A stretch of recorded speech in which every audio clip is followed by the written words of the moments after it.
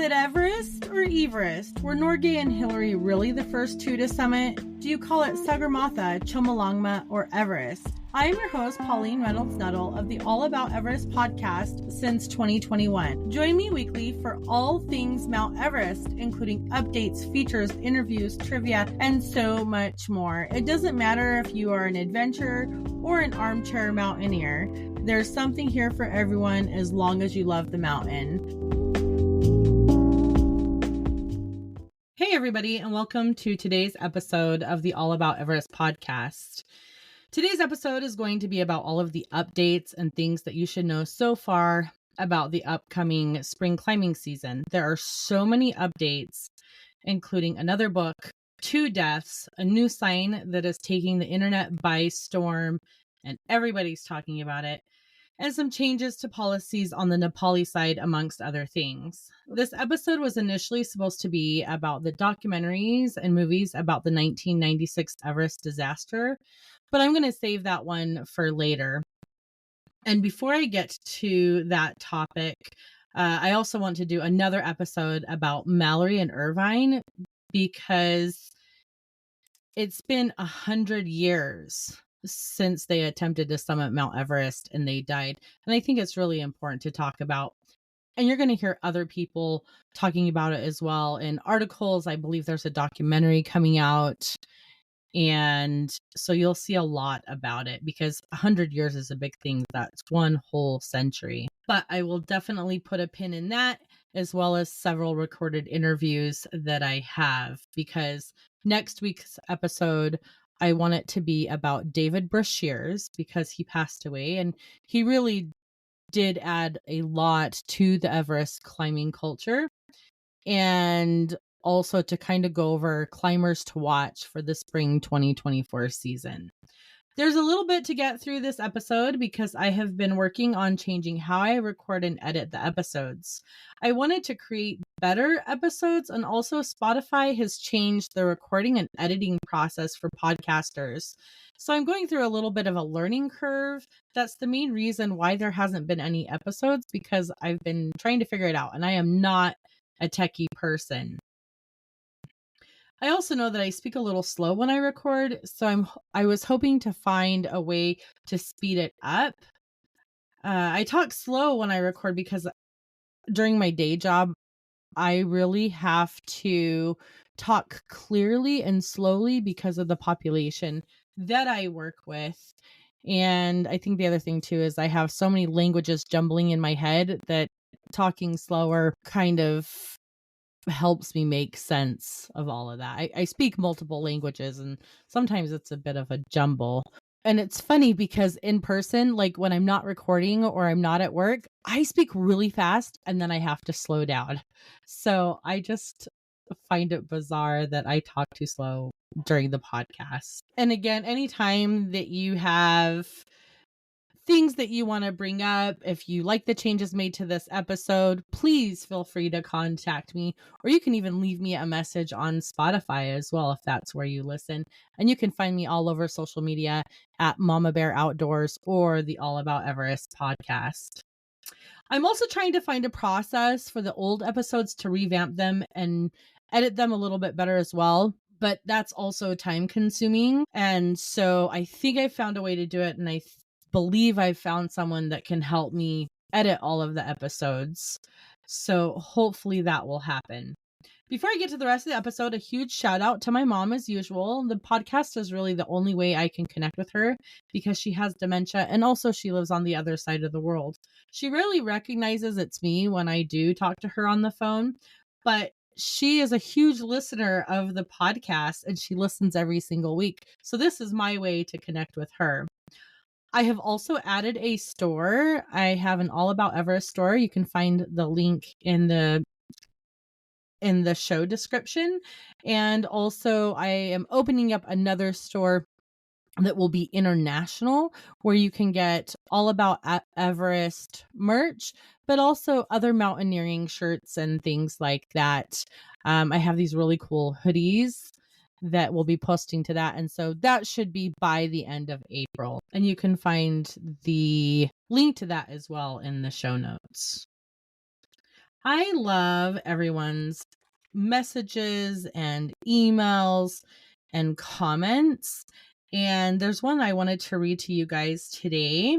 Anna sent me an email and she said, "Hello, I recently found your podcast and I love it. I'm new to the Everest world, but have just read 2 books you mentioned in the pod. When the season starts, it would be great if you know of blogs, podcasts, vlogs that will be climbing the mountain that update regularly. Again, thanks for an incredibly good podcast. Kind regards, Anna." And that will also be in next week's episode as well. Everyone to follow, including certain expeditions for the spring season. Alex also is pretty good about sending me updates, and she's the one who let me know that David Brashears had died. Gabby will be listening to us during her mountaineering adventures this year and at base camp. Let's hope she got what she wanted, and we'll be talking about that. I interviewed Gabby 2 years ago. Such a sweetheart and absolute amazing person, doctor. Just absolutely fantastic. And if you're following along for the 52-week book challenge, it's 52 weeks, 52 mountaineering books. This week's mountaineering book is Lou Whittaker, The Memoirs of a Mountain Guide. And I will also include a link to that in the show notes where you can find on my website, mamabearoutdoors.com. That link to the show notes will also be in the description. And it will include all of the books and gear that I mentioned in this episode. All right, so let's get on to the rest of today's episode. As an outdoorsy person, I am always looking to up my outdoor game. I have 2 favorite products that I've discovered in the last couple of years, and they are kind of my go-to. The first one is the Nomadic Outdoor subscription box. It starts at $29.99 and they have monthly and quarterly plans. I have discovered cool outdoor brands by getting this box and brands that I would never have purchased on my own, including introductions to gear that I didn't even know existed. It's a great way to get new affordable gear and discover new brands as well. Check out thenomadic.com. That's thenomadic with a K.com. My other favorite product is through mymedic.com. I used to have a hard time finding the perfect first aid kit for home, the great outdoors, the car, and my short-term rental. But with MyMedic, I have found the perfect first aid kit for each of my needs and endeavors. My favorite go-to is the MyMedic Hiker Medic Kit that we use for camping, backpacking, hiking, and off-roading. You can also restock the stuff that you've used through MyMedic as well. Both links are affiliate links, and I may earn a small commission from them if you click on the links that are included in the show description. So, to start with the updates for today's podcast episode, I wanted to bring up, first and foremost, the 3 newest Everest books. I've kind of mentioned 2 out of 3, but I really wanted to go into a little bit more detail. The first one I have talked about since I interviewed Guy Cotter last year, the owner of Adventure Consultants. Everest Mountain Guide, The Remarkable Story of a Kiwi Mountaineer by Guy Cotter. It's not just about Mount Everest, it's about Guy's whole mountaineering journey from being a weekend dirtbag kid to becoming one of the most well-known and accomplished mountaineers. He's also very well respected in the mountaineering community, and he's definitely been through a lot.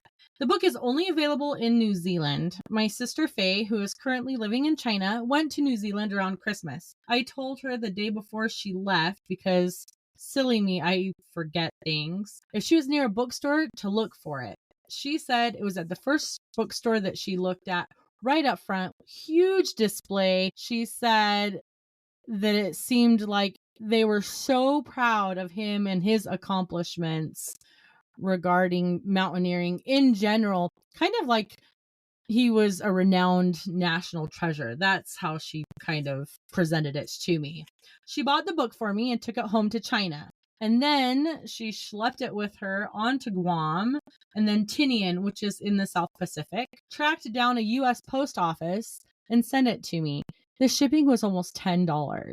The package was torn and battered, but she was thoughtful enough to put it in a Ziploc and it's in perfect condition. This book is now in my top 10 mountaineering books and top 5 for Everest. You can find this book, again, currently only in New Zealand. I did see one copy on eBay here in the US. The second book I wanted to bring up, I don't think I've mentioned this one before, is Fallen, George Mallory and the Tragic 1924 Everest Expedition. If you're familiar with books about mountaineering and Mount Everest, then you are likely familiar with Mick Conifrey. He has written many books, including Everest 1922 and Everest 1953, amongst his many books about mountaineering in general. I have not read this book yet, though I do have a request in for a pre-copy, but I did go ahead and pre-order it.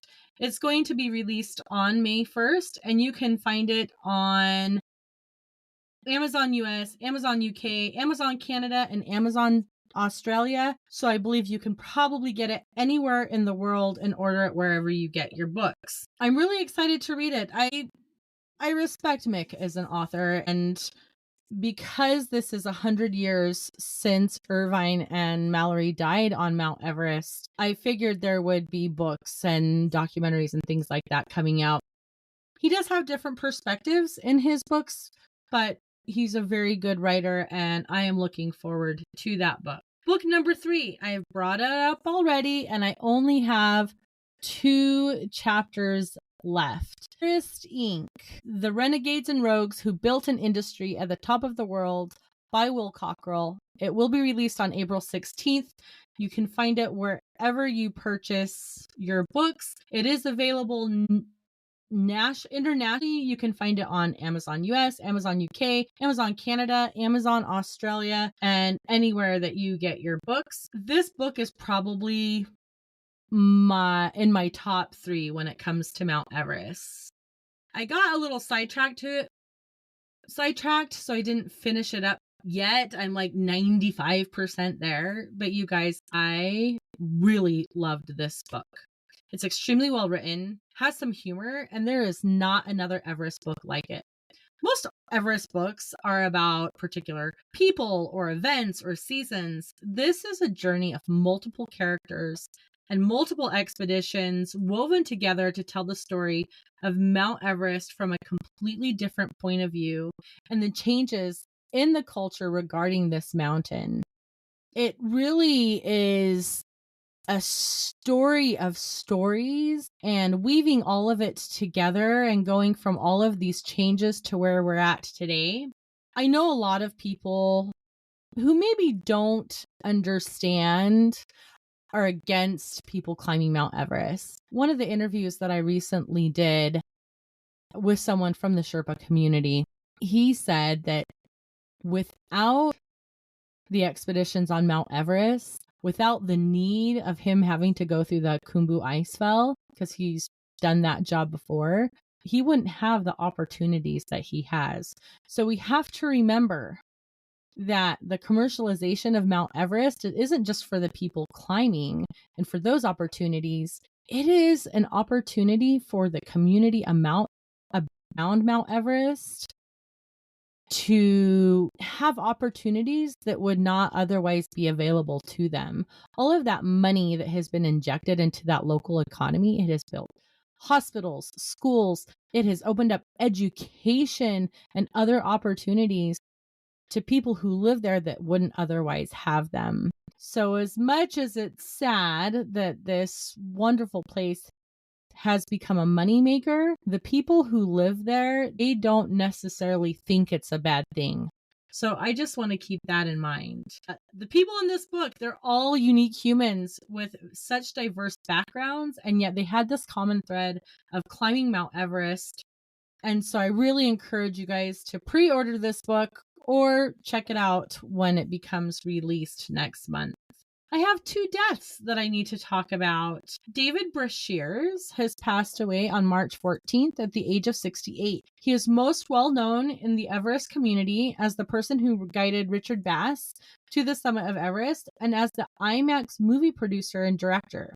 He was a mountaineer, adventurer, and a documentary maker, and because of him, the world was really able to experience Mount Everest in 1998 when the IMAX film came out. Until then, it was shrouded in mystery, and he opened up so many people's eyes to what happens up there and what it's like and the wonderment of Chomolungma and Sagarmatha. His documentary inspired so many to get into climbing and mountaineering. And I can guarantee you, every single person that has set foot on Mount Everest since 1998 has watched that film. So next week's episode is going to be about David Brashears. Another death is Lou Whittaker. He is the twin brother of James Jim Whittaker, and he passed away on March 24th at the age of 95. His brother Jim was the first American to summit Mount Everest, and Lou actually was offered that opportunity, but he didn't take it. And he led the first American ascent from the North Pole in 1984. He was the founder of RMI Expeditions and had many great mountaineering achievements of his own, including he participated in a rescue, I believe it was on Mount Rainier in the 40s. You can learn more about his history as a mountaineer in his memoir, Lou Whittaker, The Memoir of a Mountain Guide, and also in his brother's book, A Life on the Edge, Memoirs of Everest and Beyond. Not necessarily an update, but you guys know that I like interesting tidbits of information, and Caroline Gleich. She summited Mount Everest with her husband in 2019, and she is running for the U.S. Senate in the state of Utah. I don't believe that they've ever had a female senator, and she's running on the Democratic side, which Utah is more of a Republican state. But her platform is, because I am a ski mountaineer, because I have accomplished all of these things, because I am a woman, this is what Utah needs now in order to move forward. I have skills that nobody else does because I've done hard things, like summiting Mount Everest, because of my mountaineering, because of my skiing. So good luck, Caroline, and we'll be keeping track to see if you win. For those of you who are going to Everest and EBC this year from the Nepali side, you're going to encounter a new-ish landmark. The very recognizable rock with the EBC elevation on it, with all of the graffiti, is now hidden behind a sign. And people are talking about it a lot. So a couple years back, maybe 3 or 4 years ago, the rock tipped over. And it's a national landmark. Everybody knows about this rock. Anyone who goes to EBC, they take their picture in front of this rock. It's on the Nepali side. And it somehow tipped over. It could be because of an earthquake. Some said because the glacier moved. Regardless, it had tipped over so that you couldn't really see the front of it as much anymore. And last week, all of a sudden, there was a sign in front of it, this huge wooden sign with the faces of Tenzing Norgay and Sir Edmund Hillary with the elevation on it. There are some people who are like, great, now we don't have to see this rock anymore covered with graffiti, which is such an eyesore. And then other people were extremely upset because they're like, wait, this is a landmark. And not even that, this sign, it's blocking the view and all of the mountains behind it. So you can't get that in the background. Several people have suggested, instead of putting it right in front of the Everest rock, to maybe move it to the side instead. So we'll see if that happens. There's no in between. Either people hate the sign or they love the sign. So we'll see what happens. The ice doctors have headed out to Mount Everest, and they left on March 5th. These are the crew that every year prepare the way through the Khumbu Icefall and are often part of the rope fixing team. This is probably the most dangerous job in the world, and yet these brave men every year do this job so that it's easier to circumvent the icefall and give the climbers the opportunity to reach Mount Everest. I believe they're already through the icefall and they are continuing their way up the rest of the mountain. These are also the people who are part of the rope fixing team, and so they fix the ropes. The Khumbu Icefall is so dangerous, and the majority of the deaths in the icefall are the Sherpa community, which consist of 1/3 of all of the overall deaths on Mount Everest. And in 2014, when the Serac fell in the Khumbu Icefall, 18 high altitude porters from the Sherpa community they died. They were killed by this rock that fell. So just remember, anyone who summits Mount Everest, they owe from the Nepali side at least, they owe a huge thank you to the ice doctors. And this group of men, they're hired by the Sagarmatha Pollution Control Committee, and they do this job every year. It's not usually the same ones, but a lot of them are usually the same people again and again. Expedition permits are now available, and they started to be issued on the 25th for the Nepali side. This year is expected to be crowded, but with climbers being allowed on both sides, hopefully it will even out. And even though every year they issue more and more and more permits, the overcrowding really comes down to the summit window. If that weather window is long, then there really isn't a lot of crowding and everyone can kind of plan their expedition accordingly. But in 2019, when you had 3 days, that was the only weather window that they had, and it's either, well, you either waste your money and you don't go, or you go, and the whole overcrowding, it really depends on the weather. And last year was a really bad year on Mount Everest because 18 people died. They still haven't found everybody. Several of them are missing, presumed dead. It was a bit of a debacle with the climbers being abandoned by their teams. And I have said it before and I will say it again. The main cause of deaths on Mount Everest is irresponsible guides and the expedition companies. If you have a good person guiding you and an ethical and responsible guide with you, there is no reason you should die. Truly, most of the deaths on Mount Everest can be prevented. Of course, there are things that happen, obviously, but there's a lot of human error stuff that if better decisions had been made, then maybe those people didn't need to die. To me, the main reason people die on Mount Everest is poor decision making made by the expedition companies that they choose to go through. We'll be seeing climbers heading out in the next couple of weeks. Usually they head out between the first week of April to the second or third week, and they'll be starting their acclimatization routines.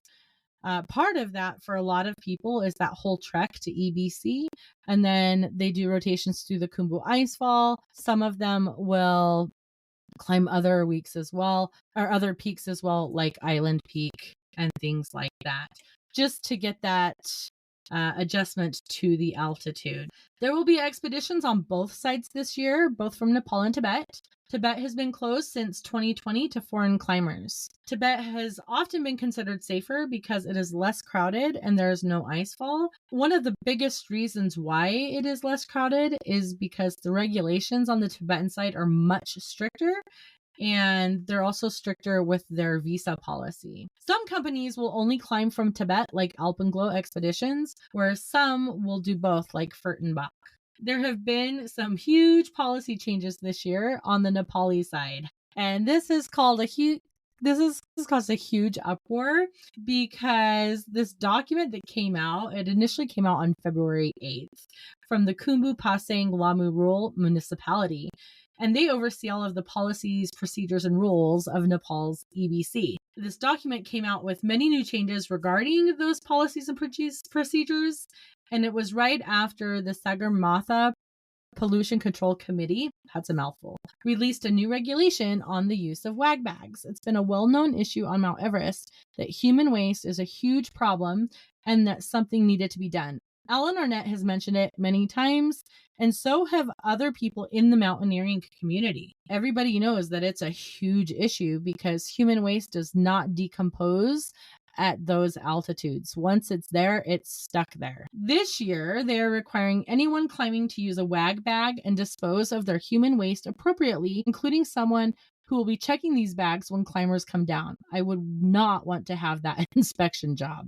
Can you imagine having to check bags of poop? If you're not sure what a wag bag is, it's a special bag that has chemicals in it for storing waste, and you can do your business in it and properly dispose of it. It's becoming a popular tool and even considered an essential in gear used by the outdoor community. Some of the WAG bags even come like with a little kit that includes toilet paper and sanitary wipes. So this document that initially came out on February 8th, it wasn't well written and it contradicted itself. And then a revision was released on February 28th, and then another revision was released on March 8th. It's even more confusing because now there are 3 documents floating around, and it does not appear that any of the Western operators were contacted regarding the updates to these policies, and they had to go hunt for this information online. The goal of these changes appears to make the mountain safer, reduce crowding, and minimize human impact. Last year was not a good year. Too many people died, and the trash and all of that, it's just accumulating faster than they can bring it down. And so they decided to do something about it. I don't know if they had a well thought plan or anything like that. They just did half a plan. But they came out with all of these new rules and guidelines. And the biggest problem with these rules is A, they're not clear. B, some of them don't really make a lot of sense. And the other one is, how are they going to be regulated? Who's going to stand there and make sure that all of these policies and procedures are followed? And is there going to be a fine? Are there any consequences for not following these guidelines and regulations? If they put up a tent that's too big, are they going to be made to take it down or fined? So I'm not really sure. But this seems to be a reoccurring theme every year. Some new ideas thrown out there, it's made into a policy, and then it just kind of falls apart once the spring season begins. GPS tracking. They are requiring that each climber must have a GPS tracking device that must be sewn into their jacket, and once they are back down to EBC, they must return the device. They're required to rent it. It's unclear what this actual device is, and that's part of the problem. Though Ellen Arnett thinks it could be a Reco chip that works with radar. So it's not really a GPS device because it can't really track you on the mountain. It's helping someone find you. It's this little tag, if you will, that you can put into your boot, your clothing, and then they can find it with radar. It's not like it's something where if I follow you on a map using equipment, I know exactly where you're at. Ellen Arnett had a really good article about all of the different tracking devices that you can use, anywhere from radios to actual GPS tracking systems, and why he thought it was going to be a Reco chip. And so I would highly suggest you read that article. Party size. They're saying that expeditions, the groups should only be 15 people at a time. I already think that they do that. I think they split up these big expeditions that have tens of climbers into smaller groups. It would make more sense that they already do it because then it's easier to track everybody, and logistically it just makes more sense. So I'm really not sure why they put that in there because I think it's already being done. Helicopters. Initially, it appeared that helicopters would be banned from Mount Everest completely. There are several expedition companies that have used helicopters to ferry equipment to EBC and also up into the higher camps. This helps reduce the traffic of porters in the icefall, which is the most dangerous part of the mountain. It makes it quicker and more efficient to get gear out there. But now it appears the policy has changed and some exceptions will be made with a special committee supervising this. It's so vague and it's really unclear who this committee is and what their guidelines are going to be. It was also emphasized that operators should utilize yaks and porters first and foremost when ferrying and bringing in gear, which makes sense because that is how the people in that community earn their money and it's their livelihood. Waste. Everyone is required to bring down 8 kilograms, which is about 20 pounds of waste. I already thought that they had something like that, but maybe I'm wrong. I thought they already had to bring that down. I don't think it was regulated, is my understanding. And I thought I had saw somewhere that each company is required to provide a list of equipment they will take above base camp and that this list will be checked when they are done to ensure that they have brought everything down. But when I went back to look, I couldn't find it. So maybe I imagined it, or it may be one of those policies that was done away with. I'm not really sure. Visitors, they were trying to ban visitors from EBC and any of the other camps, kind of to reduce the amount of people, which in turn would reduce the amount of human traffic at base camp, but apparently they changed their mind. Tent size. This one was really not clear, and it didn't necessarily make sense. So they tried to eliminate those big dome tents that they have. There's a big, I guess what they wanted to do was eliminate some of the luxuries that are at EBC because they're not needed. They're not necessary. Spas are not needed. These huge, ginormous food tents aren't really needed. And it is to reduce the human impact at EBC. But initially they said that the tents could only be 10 feet by 10 feet. And maybe I'm understanding this wrong, but I don't think I am. 10 feet by 10 feet per person. And now they've switched it up to it's 60 square feet for dining tents and 80 square feet for sleeping tents. So, and they may completely do away with it as well. Here's the thing. They didn't reduce or limit the amount of tents a company can have, only the size. So what's going to stop people from using instead of using one big tent, 10 little tents?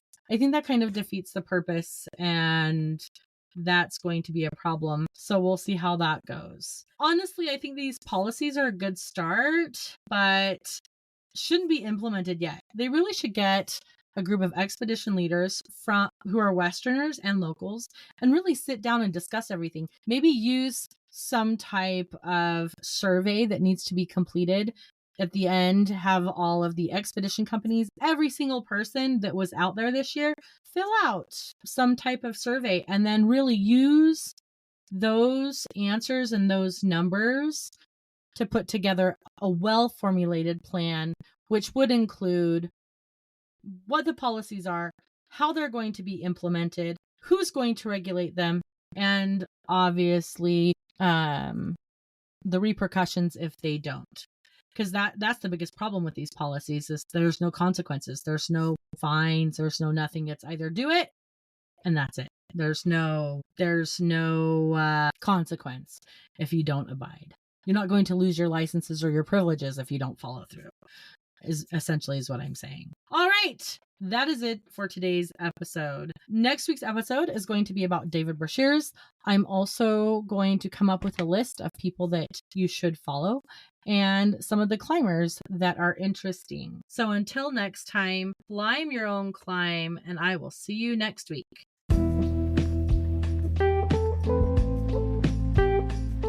Thank you for listening to today's episode of the All About Everest podcast. Please support this podcast by following, rating, commenting, and sharing. I appreciate your feedback, and you can find me on social media at Mama Bear Outdoors or at All About Everest podcast. Thank you for following and listening since 2022.